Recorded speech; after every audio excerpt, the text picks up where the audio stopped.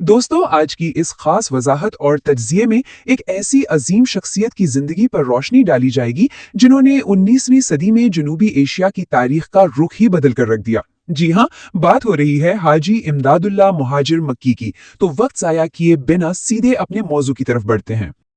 अब यहाँ एक बहुत ही दिलचस्प सवाल पैदा होता है, आखिर कैसे एक अकेला शख्स इस खित्ते की सबसे बड़ी तालीमी और रूहानी तहरीकों के बानियों का मरकज और उस्ताद बन गया। ये कोई छोटी बात नहीं है और इसका जवाब तलाश करने के लिए उनकी जिंदगी की गहराई में जाना बहुत जरूरी है। आज जिन अहम पहलुओं का जायजा लिया जाएगा उनमें उनकी इब्तदाई जिंदगी, रूहानी सफर, 1857 की जंग, उनके मशहूर शागिर्द, निजी जिंदगी और आखिर में उनका शानदार इल्मी विरासत शामिल हैं। तो शुरुआत करते हैं उनकी इब्तदाई जिंदगी से, जहां उन्हें तालीम के हुसूल में कुछ खास रुकावटों का सामना करना पड़ा। उनका असल नाम इमदाद हुसैन था और वो 1817 में हिंदुस्तान के कस्बे नानोता में पैदा हुए। 1817 में पैदाइश से लेकर 1899 में मक्का में वफात तक के सफर को देखा जाए तो उनकी जिंदगी के अहम वाकयात ने तकरीबन एक पूरी सदी का अहाता किया हुआ है। ये टाइमलाइन एक बहुत बड़े तारीखी सफर की कहानी सुनाती है। लेकिन उनकी शुरुआती जिंदगी का एक हैरानकुन और कुछ हद तक अफसोसनाक पहलू भी है। सिर्फ 7 साल की उम्र में वो यतीम हो गए। वालिदा की मोहब्बत इस कदर शदीद थी कि उन्होंने वसीयत की थी कि उनके बच्चे को कोई सख्ती से हाथ न लगाए। इसका नतीजा ये निकला कि इब्तदाई तालीम और कुरान पाक हिफ्ज करने के अमल में काफी ताखीर हो गई। खैर, वक्त आगे बढ़ा और जिंदगी ने एक नया मोड़ लिया, यानी रूहानी बेदारी और दरवेशी का रास्ता। सिर्फ 18 साल की उम्र में उन्होंने चिश्ती साबरी सिलसिले में बैत कर ली। दरअसल जब उनके रूहानी मुर्शिद मियाँ जी नूर मोहम्मद झंझानवी का इंतकाल हुआ तो इस सदमे ने उन्हें बिल्कुल तन्हाई की तरफ धकेल दिया। पूरे 6 महीने तक वो एक दरवेश की तरह जंगलों में अकेले घूमते रहे और फिर इसी तन्हाई में एक शदीद रूहानी कशिश महसूस हुई, जिसके तहत उन्होंने 1845 में मक्का और मदीना का सफर किया। अब यहाँ से कहानी एक हैरत अंगेज रुख लेती है और हम 1857 के दौर में दाखिल होते हैं, जब पूरे खित्ते में बरतानवी राज के खिलाफ बगावत शुरू हुई तो उनकी जिंदगी का एक बिल्कुल ही मुख्तलिफ रूप सामने आया। ये तजाद और तब्दीली वाकई देखने लायक है।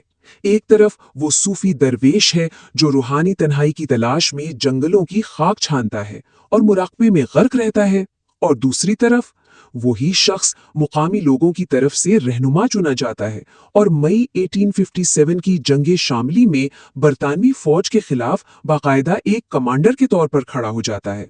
जंग आज़ादी और उसके बाद के हालात ने उन्हें एक नए सांचे में ढाल दिया, यानी एक ऐसे सरपरस्त और उस्ताद के रूप में जिसने बड़े सगीर की इल्मी तारीख ही बदल दी। 82, जी हाँ 82, कारी फैज़ रहमान की 1997 में लिखी गई सवाने हयात के मुताबिक ये उनके नुमाया खुल्फा और रूहानी जानिशीनों की ठीक ठीक तादाद है। ये सोचने की बात है कि एक शख्स ने कितने अजीम लोगों की तरबियत की। और इन शागिर्दों की फहरिस्त पर जरा नजर डालिए। ये कोई आम नाम नहीं है, ये वो हस्तियां हैं जिन्होंने आगे चलकर इस खित्ते में इस्लामी इल्मो दानिश के सबसे बड़े इदारों की बुनियादें रखीं, और इन सब के पीछे हाजी इमदादुल्लाह साहब की ही तरबियत और बसीरत शामिल थी। मैदान जंग और दरसगाहों की चहल पहल से हटकर अब इनकी जाती और खानदानी जिंदगी का जायजा लेते हैं, जो बहुत सौ के लिए हैरानकुन साबित हो सकता है। 48 साल, एक तवील अरसा तन्हाई में गुजारने के बाद उन्होंने अपनी पहली शादी 48 साल की उम्र में जाकर की थी। इस कहानी में एक बहुत ही नर्म और इंसानी झलक तब मिलती है जब पहली बीवी के इंतकाल के बाद उन्होंने एक नाबीना बेवा से निकाह किया, और फिर चूंकि वो खातून देख नहीं सकती थीं और घर संभालना मुश्किल था तो उन्हीं की गुजारिश पर उन्होंने तीसरी शादी भी की। ये घरेलू जिंदगी का एक गहरा पहलू है। वैसे 3 शादियां करने के बावजूद उनकी कोई औलाद नहीं थी। वक्त तेजी से आगे बढ़ता है और अब हम इनके सफर के आखिरी हिस्से यानी उनके इल्मी विरसे की बात करते हैं। मक्का मुकर्रमा में गुजारे गए उनके आखिरी साल शानदार तसानीफ से भरे हुए थे। इनका तहरीरी काम इंतहाई वसी था।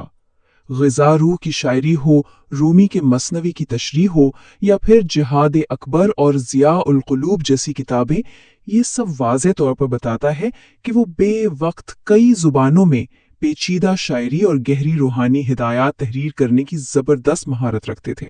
اور پھر ایک ایسا سفر جس کا آغاز برطانوی ہندوستان کی شدید مشکلات اور آزمائشوں میں ہوا تھا، ٹھیک 82 سال بعد اسلامی دنیا کے سب سے مقدس مرکز مکہ مکرمہ میں نہایت سکون کے ساتھ اپنے انجام کو پہنچا۔